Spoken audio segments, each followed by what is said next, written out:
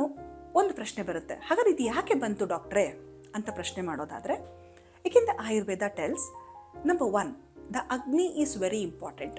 ಅಗ್ನಿ ಅಂದ್ರೇನು? Digestive fire, the appetite.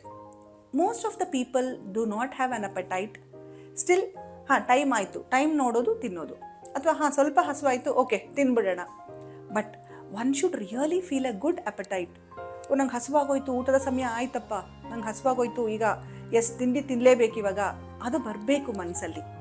Then it is said the agni or digestive fire is very good. ಅಂಥವರಿಗೆ generally ರೋಗ ಬರಲ್ಲ. And number 2, main important concept is every day the bowels should be clear. ಹಾಗಂದ್ರೆ ಏನರ್ಥ?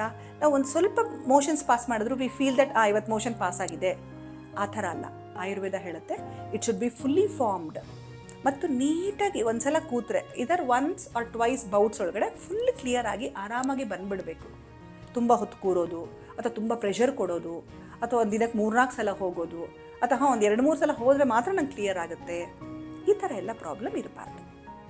ಇವೆರಡು ಕರೆಕ್ಟಾಗಿ ನೋಡಿಕೊಂಡ್ರೆ ಅಂದರೆ ಅಗ್ನಿ ಮತ್ತು ಕೋಷ್ಠ, or we call it as a good appetite and digestion.